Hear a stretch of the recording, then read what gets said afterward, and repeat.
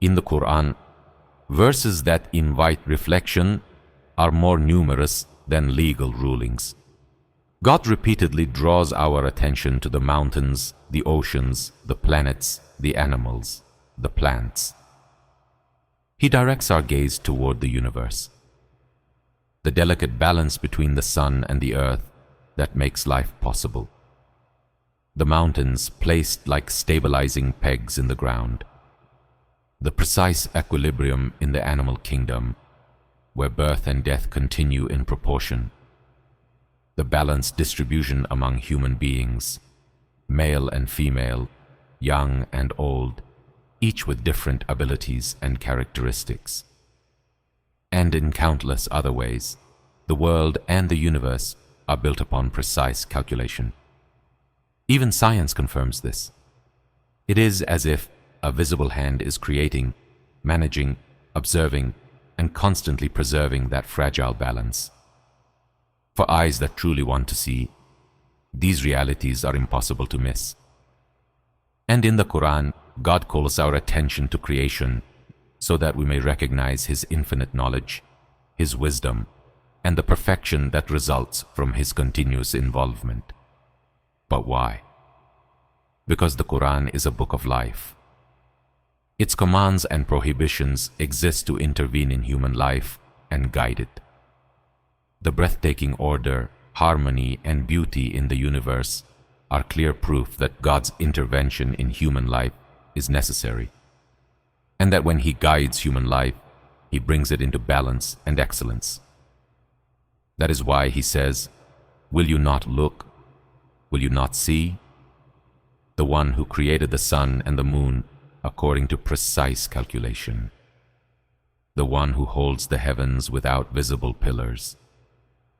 The one who placed endless blessings within animals and plants.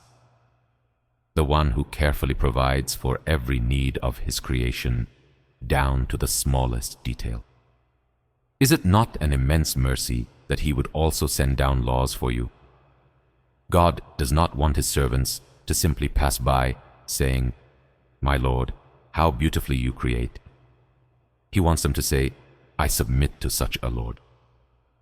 When we look at it this way, the acts of worship commanded in the Quran, what is lawful and unlawful, were established to preserve balance in both individual and social life. Just as mountains are driven into the earth like firm stakes to prevent instability, worship acts as spiritual anchors that prevent moral earthquakes in human society. Prayer. Through prayer, a person bows before his Lord and acknowledges the true owner of his existence, his strength, his success, and his possessions 5 times every single day. In doing so, he remembers his limits and protects his true position, servanthood. A person who never loses awareness of being a servant may rule nations, yet still rule his own ego. He will not become oppressive because he knows he will stand before his Lord one day. Charity. Through charity, a person regulates his relationship with wealth. He learns to let go when necessary. He trains himself to stand upright without bending before small worldly gains. At the same time, economic balance is strengthened within society. It prevents one group from becoming obsessed with materialism and another from becoming consumed with hatred toward the wealthy. Thus, not material values, but human values prevail. Fasting. Fasting is a shield against the domination of the ego. Human beings were created with honor. They were not created to become slaves to basic desires. Life constantly pushes a person toward becoming a prisoner of impulses. But for 1 full month each year, fasting becomes continuous training, reclaiming control from desire. Then Hajj. Hajj proclaims that Islam is not meant to be lived merely as an individual identity, not as a tribe, not as a race, not as a nation, but as a unified community.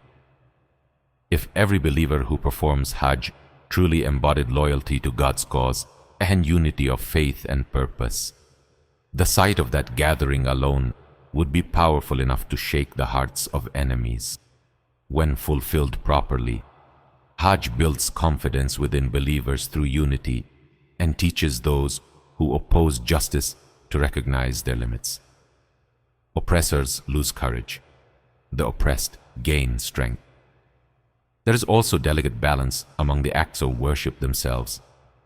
Just as God placed the stars in the sky without allowing them to collide, ensuring harmony in motion, He designed His commands so that one does not block another, but supports it. Fasting strengthens self-control without exhausting a person to the point where he cannot fulfill other responsibilities.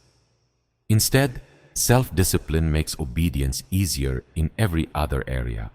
With infinite wisdom, God placed benefit in every command individually, and even greater benefit when they function together. Thus, a human being created from something simple becomes psychologically and socially strengthened. He learns the value of both material and spiritual blessings, freeing himself from weaknesses that damage his dignity, rising toward the level of the human being honored above much of creation. When we examine divine law from the perspective of justice, we see the same balance. Prescribed punishments are only severe enough to deter crime and prevent its spread. Every ruling is tied to principles that prevent injustice. One of the most fundamental legal maxims in Islamic law states, harm must be removed. But harm cannot be removed by causing greater harm. When removing harm, the rights of all parties must be considered. However, sometimes a small harm may be necessary to prevent a far greater one. Refusing all punishment entirely would weaken justice and allow crime to spread. Consider legal retaliation for murder. If the victim's family does not forgive, the killer faces equal consequence. At first glance, this may appear as harm in return for harm. But in reality, it prevents something much worse: endless blood feuds and generational revenge. At the same time, forgiveness is encouraged. If the family chooses pardon, they are offered financial compensation and promised spiritual reward. Thus, forgiveness can extinguish hostility before it spreads further. From the killer's perspective, knowing that a single moment of uncontrolled anger could cost him his life or everything he owns forces self-control. Security of life is preserved. Inheritance law provides another example. Disputes over inheritance often create deep hostility, even leading to violence. Islamic inheritance law calculates shares with extraordinary precision. Maternal relatives are considered separately from paternal relatives. Spouses are considered separately. Every degree of kinship is accounted for.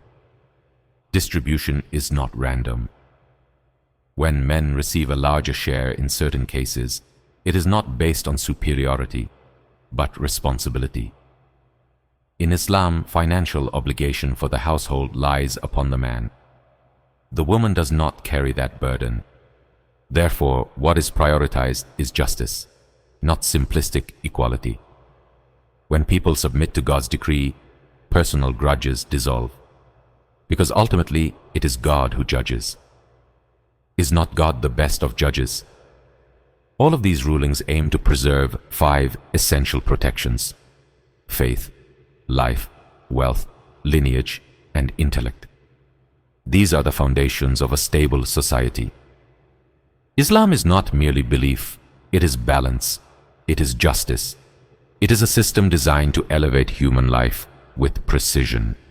And if the universe operates with such order, maybe it is time we ask ourselves, are we willing to live with that same balance? If this perspective made you think differently, make sure to like the video and subscribe to the channel for more deep reflections like this.